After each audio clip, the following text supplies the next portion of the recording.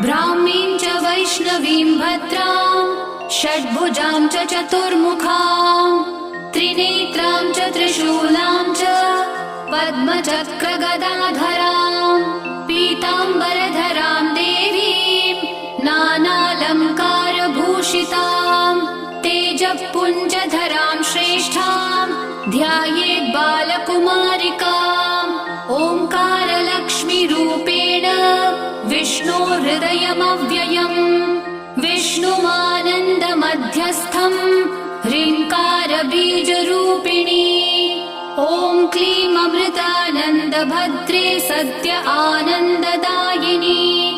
ॐ श्रीं दैत्यभक्षरदां शक्तिमालिनि शत्रुमर्दिनी तेजःप्रकाशिनी देवी वरदा शुभकारिणी ब्राह्मी च